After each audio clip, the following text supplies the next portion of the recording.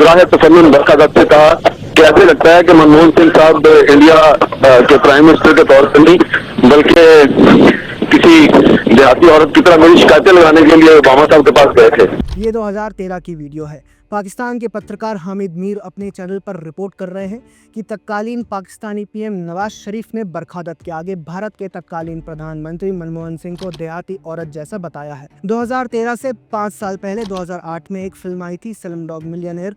Film को कई Oscar पुरस्कार मिले, दुनिया में इसकी खूब वाहवाही भी हुई थी।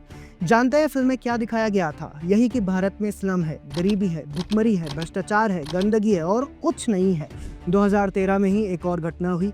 जनवरी के महीने में पाकिस्तान के सैनिकों ने भारतीय सीमा के अंदर घुसकर हमला किया। इसमें हमारे 2 जवान बलिदान को प्राप्त हुए। पाकिस्तानी सैनिक हमारे एक जवान हेमराज का सिर काटकर अपने बॉर्डर पार ले गए।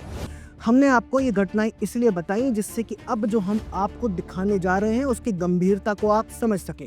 स्क्रीन पर आ रही इस वीडियो को देखिए।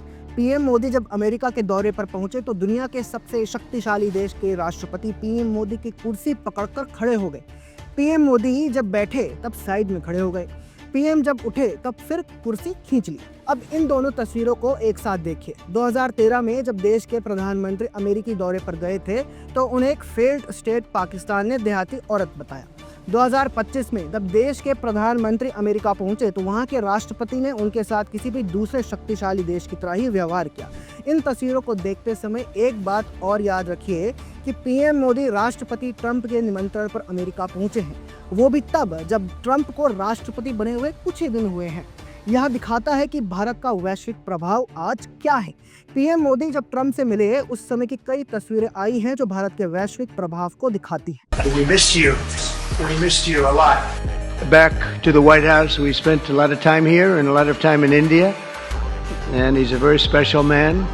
We appreciate you all being here. Thank you very much. Thank you very much. It's really an honor to see you, and you've been my friend for a long time, and congratulations on having done a great job. Thank you. We have great unity. We have great friendship. Everybody talks about it. He's doing a really fantastic job, a great leader. Oh, he's a much tougher negotiator than me, and he's a much better negotiator than me. There's not even a contest. आपने देखा Trump ने PM Modi के बारे में कई बातें कही, लेकिन एक बात पर ध्यान दीजिए। उन्होंने कहा कि पीएम मोदी मुझसे भी ज्यादा टफ और बेहतरीन नेगोशिएटर हैं। ट्रंप जैसे नेता पब्लिकली किसी और वैश्विक नेता को खुद से बेहतरीन बता रहे हैं, ये जनरली वैसे होता नहीं है। खैर, कांग्रेसी इकोसिस्टम और भारत विरोधी लॉबी तो कह सकती है कि ये सब आम शिष्टाचार है। ठीक है, हम उनके तर्क को भी स्वीकार कर लेते हैं, लेकिन साथ ही आपको एक और तस्वीर देखनी चाहिए जो 2022 के बाली G20 सम्मेलन की है। तब अमेरिका के राष्ट्रपति जो बाइडन थे और बाइडन पीएम मोदी से मिलने के लिए पीछे से चलते हुए आते हैं। 2 शक्तिशाली देशों के संबंधों में, डिप्लोमेटिक संबंधों में छोटी छोटी चीजें बहुत अहम होती है, बहुत मायने रखती हैं। हर बात का कोई ना कोई अर्थ होता है। इस तस्वीर का भी है। अब इन दोनों तस्वीरों को एक साथ देखिए। अब शायद आप समझ रहे होंगे कि ये तस्वीरें आम शिष्टाचार से आगे बढ़कर वैश्विक स्तर पर भारत के बढ़ते हुए प्रभाव का प्रत्यक्ष प्रमाण है। इन तस्वीरों को देखते समय जब हम भारत के बढ़ते हुए ग्लोबल डोमिनेंस की बात कर रहे हैं तब मत भूलिए कि भारत दुनिया की 5वीं सबसे बड़ी अर्थव्यवस्था पीएम मोदी के कार्यकाल में बना है। मत भूलिए कि रूस यूक्रेन युद्ध पर यूएस और यूरोप के तमाम दबावों और धमकियों के बाद भी भारत अपने स्टैंड से 1 इंच इधर उधर नहीं हुआ।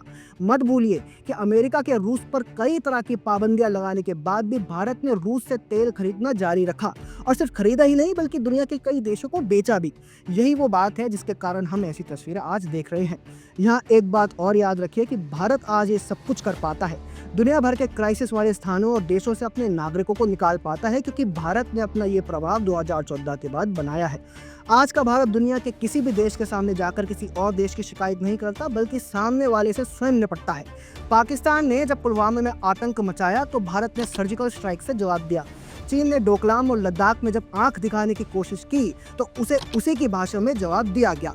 यही कारण है कि दुनिया समझ गई है कि ये भारत वो भारत नहीं है जब युद्ध के समय पीएम अपने हितों को प्राथमिकता देते थे। पीएम नरेंद्र मोदी ट्रंप को उनके मुंह पर ये बात बताने से भी नहीं चुके कि उनके लिए उनका देश ही सर्वप्रथम है। राष्ट्रपति ट्रंप से एक बात हमेशा अप्रिशिएट करता आया हूँ, सीखता आया हूँ कि वे राष्ट्रहित को सर्वोपरि रख करके काम करते हैं। राष्ट्रपति ट्रंप की तरह मुझे भी भारत के हितों को सर्वोपरि रखते हुए कार्य करना ये मेरे लिए सौभाग्य की बात है। देखा आपने, पीएम मोदी ने कहा कि जैसे ट्रंप अपने देश को प्राथमिकता देते हैं उसी तरह से उनके लिए भी राष्ट्र हित सर्वोपरि है।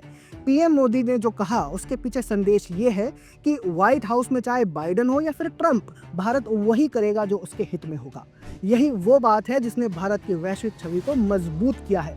याद कीजिए, पीएम मोदी की नीति रही है कि ना आंख झुकाकर बात करेंगे, ना आंख उठाकर बात करेंगे, बल्कि आंख में आंख डालकर बात करेंगे। कि ना हम किसी से आंख झुका करके बात करेंगे, नहीं हम आंख उठा करके बात करेंगे, हम आंख मिलाकर के बात करेंगे। पीएम मोदी की इस विदेश नीति का परिणाम है कि चीन, अमेरिका, रूस से लेकर ब्रिटेन, फ्रांस और पड़ोसी देशों के साथ संबंध तक भारत मजबूती से अपने हितों को सर्वोपरि रखता है। पीएम मोदी के अमेरिकी दौरे को लेकर आपको क्या कहना है, कमेंट सेक्शन में हमें जरूर बताएं। अगर आपको हमारा कंटेंट पसंद आता है तो चैनल फॉलो भी कर ले। जय हिंद।